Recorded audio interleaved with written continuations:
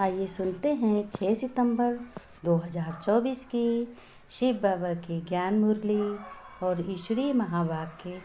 आज परमपिता परमात्मा शिव बाबा ने कहा, मेरे मीठे बच्चे, प्यारे बच्चे, तुम बच्चे कमाई के लिए बाप द्वारा कितनी अच्छी नॉलेज पढ़ते हो।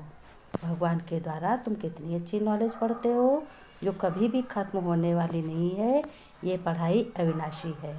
अभी बच्चों तुम्हारी बुद्धि में सारे वर्ल्ड की हिस्ट्री, ज्योग्राफी नाच रही है। बुद्धि ज्ञान डांस कर रही है। अब बुद्धि से तुम तीनों लोगों को जान गए।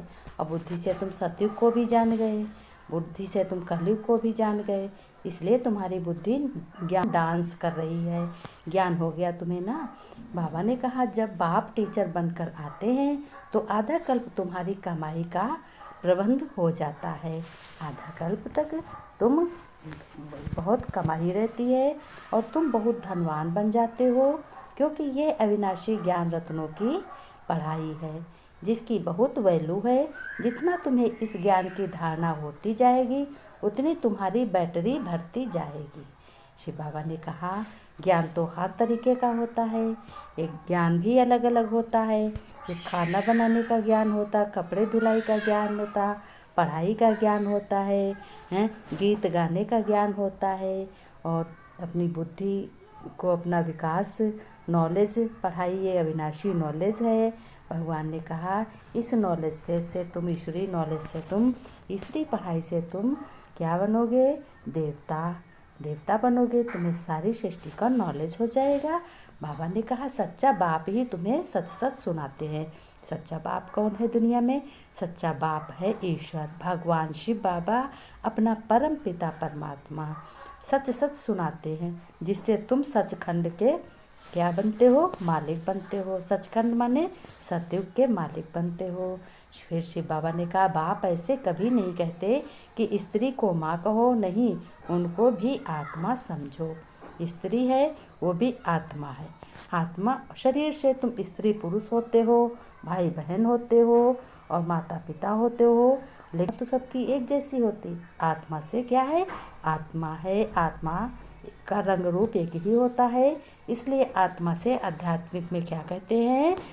आध्यात्मिक क्या कहते हैं? आत्मा कहते हैं आत्मा जो है ज्ञानी है। आत्मा से भाई भाई कहते हैं। तुमको अब इस सारी पुरानी दुनिया से वैराग्य करना है। पुरानी दुनिया से अपना ममत्व तो नहीं रखना, प्यार बिल्कुल नहीं करना, सिर्फ बुद्धि से उसका इस्तेमाल करना है। और अपने घर गृहस्थ में रहते हुए भगवान का सब कुछ दिया है, इस बुद्धि द्वारा अपने को पढ़ाई के नॉलेज से अपने ज्ञानी बनना है। बाबा ने कहा, जो मेरा बनकर यहाँ अंदर रहकर भी रूहानी सर्विस नहीं करते वह जाकर दास दासियाँ बनेंगे। अंदर रहकर माने ज्ञान सुनकर रूहानी नॉलेज नहीं करते हैं तो सबका पद एक जैसा थोड़ी होता है। बाबा ने कहा, पिछाड़ी में नंबरवार पुरुषार्थ अनुसार ही सबको क्या मिलता है? ताज मिलता है। शिव बाबा ने कहा, इस ताज की बहुत वैल्यू है। वैसे ज्ञान तो सेकंड का है, लेकिन ज्ञान सागर बाप पिछाड़ी तक समझाते ही रहेंगे। फिर राजधानी स्थापन जब बच्चों हो जाएगी तो तुम कर्मातीत अवस्था में आ जाएंगे, तो ये ज्ञान भी पूरा हो जाएगा। शिव बाबा ने कहा, मेरे मीठे बच्चे, ये ज्ञान भी पूरा हो जाएगा और तुम्हारा ज्ञान डांस भी बहुत अच्छा होगा। शिव बाबा ने कहा, मीठे बच्चे, तुम्हारी ये पढ़ाई सोर्स ऑफ इनकम है। इस पढ़ाई से 21 जन्मों के लिए कमाई का प्रबंध तुम्हारा हो जाता है। 21 जन्म तक तुम सुख पाते हो। भला ऐसा भगवान पिता किसी का होगा? जो तुम बच्चों का भगवान पिता है, जो ऐसी पढ़ाई पढ़ाते हैं जो 21 जन्म तक चलती है। 21 जन्म तुम सुख भोगते हो। आजकल ये जिस्मानी पढ़ाई जो है, जैसे डॉक्टर की पढ़ाई पढ़ोगे तो डॉक्टर बनोगे और वकील की पढ़ोगे तो वकील बनोगे, लेकिन क्या? एक जन्म के लिए, एक ही जन्म के लिए बनोगे। अगले जन्म में ये पढ़ाई काम नहीं आएगी तुम्हारे। लेकिन शिव बाबा की ये अविनाशी ज्ञान रतन जो पढ़ाई है, ये तुम्हारे 21 जन्म तक काम आएगी। शिव बाबा ने प्रश्न में पूछा, बच्चों, मुक्ति धाम में जाना कमाई है या घाटा है? बताओ बच्चों। उत्तर में बाबा ने कहा, देखो बच्चों, भक्तों के लिए ये भी कमाई है, क्योंकि आधा कल्प से शांति शांति मांगते आए हैं। बहुत मेहनत के बाद भी शांति नहीं मिली। अब बाप द्वारा शांति मिलती है, अर्थात मुक्ति धाम में जाते हैं। तो यह भी आधा कल्प की मेहनत का फल हुआ, इसीलिए इसे भी कमाई कहेंगे, घाटा नहीं।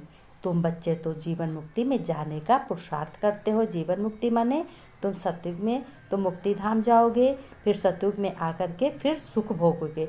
जिस तरीके से विष्णु जी ने और अवतार लिया और कृष्ण जी ने सुख भोगा है, सबसे लास्ट में रामचंद्र जी ने अवतार लिया तो उन्होंने सुख भोगा है। इसीलिए इसी पढ़ाई से तुम ऐसे सुख भोगते रहोगे। तुम्हारी बुद्धि में अभी सारे वर्ल्ड की हिस्ट्री ज्योग्राफी नाच रही है।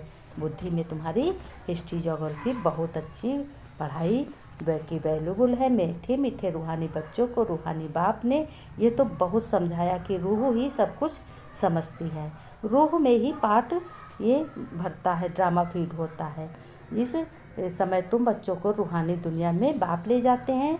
उनको कहा जाता है रूहानी देवी दुनिया, इसको कहा जाता है जिस्मानी दुनिया। मनुष्यों की दुनिया बच्चे समझते हैं देवी दुनिया थी, वह दैवी मनुष्यों की पवित्र दुनिया थी। अभी मनुष्य अपवित्र है, इसलिए उन देवताओं का गायन पूजन करते हैं। यह हिस्मत है कि बरोबर पहले झाड़ में एक ही धर्म होगा।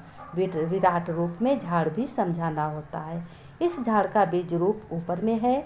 झाड़ का बीज है बाप, यानी फिर जैसा बीज वैसा फल, अर्थात पत्ते निकलते हैं। ये भी वंडर है ना।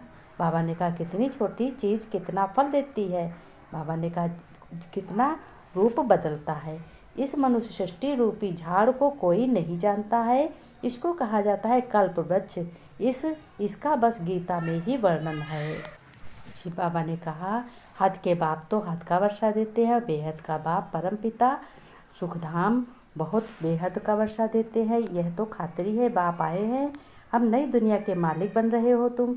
राजयोग की पढ़ाई से नई दुनिया के मालिक बन रहे हो। शिव बाबा ने कहा मेरे मीठे मीठे बच्चे, रूहानी बाप दादा की याद प्यार, नमस्ते नमस्ते, गुड मॉर्निंग। शिव बाबा ने कहा हम रूहानी बच्चों की रूहानी बाप दादा की याद प्यार, नमस्ते नमस्ते, गुड मॉर्निंग। शिव बाबा ने धारणा में बताया, बच्चों धारणा तुम्हें बहुत पक्की करनी है। धारणा से ही तुम जब धारण करोगे तभी तुम पुरुषार्थ तुम्हारा आगे बढ़ेगा। तुम बहुत चैंपियन फर्स्ट क्लास ईश्वरीय स्टूडेंट हो। धारणा के लिए बाबा ने कहा इस पतित छीछी दुनिया से बेहद का वैराग्य रखा आत्मा को पावन बनाने का पूरा पुरुषार्थ करना है। एक बाप की ही कशिश में रहना है, बाप की ही याद में रहना है। बाबा ने कहा कि भगवान की याद में रहो, सत्कर्म करो बाबा की याद में। बाबा ने कहा ज्ञान की धारणा से अपनी बैटरी भरनी है, ज्ञान रत्नों से स्वयं को धनवान बनाना है। अभी कमाई का समय है, इसलिए घाटे से बहुत बचना है। वरदान ने कहा ज्ञान रत्नों को धारण कर व्यर्थ को समाप्त करने वाले तुम होली हंस हो। होली हंस की दो विशेषताएं बच्चों हैं। एक है विशेषता, क्या एक विशेषता सुनो, बहुत ध्यान से सुनो। इस ज्ञान रतन चुनना, और दूसरा निर्णय शक्ति द्वारा दूध और पानी को अलग करना। दूध और पानी का अर्थ है समर्थ और व्यर्थ का निर्णय। व्यर्थ को पानी के समान कहते हैं और समर्थ को दूध के समान कहते हैं। तो बच्चों व्यर्थ को समाप्त करना अर्थात होली हंस बनना है। हर समय बुद्धि में ज्ञान रतन चलते रहें, मनन चलता रहे, तो रत्नों से क्या हो जाओगे, भरपूर हो जाओगे। स्लोगन में बाबा ने कहा सदा अपने श्रेष्ठ पोजीशन में स्थित रह, अपोजिशन को समाप्त करने वाले ही तुम विजयी आत्मा हो। बाबा ने कहा हर कर्म में सफलता तुम्हें प्राप्त होगी, कार्य तुम्हारा आगे बढ़ेगा, घर में सफलता होगी, सुख